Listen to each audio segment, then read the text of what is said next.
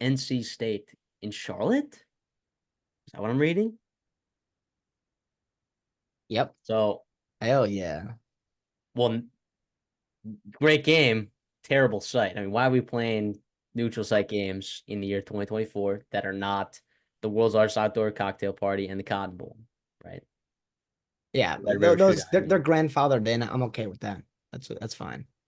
yeah, but dude, for me, I mean, this is a pretty sizable line. And look, I know people want to box score snipe and see NC State and be like, oh, maybe that offense looks a little bit better than Grayson McCall.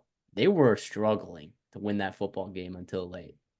All right, against a not very good team at all. Tennessee, on the other hand, also played a not very good team and looked phenomenal.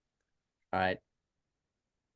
More I have, specifically, Nico looked phenomenal. yes, I have been incredibly high on this Tennessee football team all off season. I took their over on their win total, over 8.5 wins, which means I'm gonna pick them to win this game right now. 8.5 is a different story, right? I guess we call it eight. We'll call it 8. I'm seeing it 8 Yeah. most places. Yep. We'll call it 8. I think it's still very interesting because I don't know. We talked about this in the NC State preview. I don't know what Tony Gibson has up his sleeve. I'm worried about the talent on the defensive side of the ball, but that hasn't stopped Tony Gibson in previous years, right? I do think that Tennessee's going to be running a pretty fast-paced offense. I think they're going to try to run the ball. Dylan Sampson is so good, and I think he's going to get his for sure. Wide receivers we know are great. I think that the defense is pretty solid. I think this is just a really good Tennessee team who can only be held back by the quarterback play, and by all signs are indicating that Nico Imaliava is awesome. So I'm gonna lay it. I'm gonna lay the 8 with Tennessee going to Charlotte. Because now I took Tennessee's under in the beginning of the year and NC State's over. Now I didn't necessarily think that NC State needed to win this football game to win 9 games. I do not think that is true. I think with their schedule, it's very, very doable to do that, especially with the ACC kind of looking, dare I say, up for grabs outside of Miami. Like everyone else, I don't think is not nearly where they want to be playing right now, which is fine. It's week one. That's kind of how it is in most places and in most years as well. But I look at some matchup here, and I worry about Tennessee's secondary. I did get exposed against Chattanooga. The Mocs, of course, it didn't because it's not gonna. But I do worry about what those guys can do. I mean, they struggled last year, and they brought in some transfers.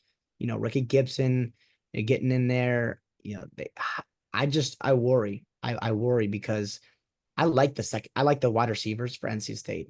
And Yeah, you saw him make some plays. Kevin Conception was a monster. Justin Jolly at tight end looked good too. Noah Rogers got his first game action. His feet wet there. A couple other guys, Wesley Grimes, Terrell Anderson, young kid, like they're making plays there just a week ago. That's to me where I see this to be able to um keep it close. I think for NC State, especially a line over a touchdown. It opened at 5.5. And I think with the performance last week of both teams, I think why not bet that Tennessee? I think that's great value at 5.5 for sure. But another thing different this year for NC State is that rushing game. It was great, refreshing to see a running back run the football well for the Wolfpack, wasn't it? I know it was a tough game for sure. They didn't want it to have to be in that second half, but it was nice to see that. With that being said, though, I'm with you. I'm going to go Tennessee to win, and I'll even lay the 8 points or whatever we're picking at. They're just really, really good. And it was nice to see Dante Thornton. Nice to see Brew McCoy looking good. yep, Chris Brazell getting his feet wet yeah, in the SEC. I mean, there is talent on this offensive side. I like their offensive line. love it. And to me, it's going to be about, how does that secondary hold up? And that's where I could see some sparks flying. And I almost wonder if an over is an interesting play here just because of the talent that is on both offenses potentially. Now The it's tough to over take an the over. it opened at 58.5. The best number you can get it is at 60.5. Yeah.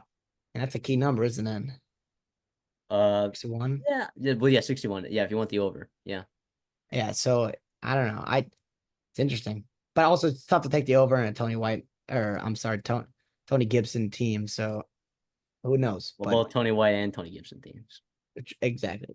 Tonys. We love our Tonys We love defensively. our Tonys. So yeah, Yeah, I'm glad we agree on that. I mean, just I still think NC And State can win this football game. Just I just see the talent of Tennessee kind of overwhelming this NC State team. I really do. In like in all phases of the game. Again, the only one, like you said, is that wide receiver group for NC State and Justin Jolly could flash and make explosive plays happen. But the pass rush for Tennessee, like the linebackers, the back end, I think is good enough. Just can NC State keep up, right? Scoring it. I know we talked about Tony Gibson, his potential to work with minimal talent, but the offensive line to defensive line, it's going to be in Tennessee's favor, right? The wide receivers, except Aiden White, of course, in that secondary. I like Tennessee's wide receivers in this matchup. Dylan, we talked about all these names, dude. There's just more of them on Tennessee, and I yeah. like them laying the 8.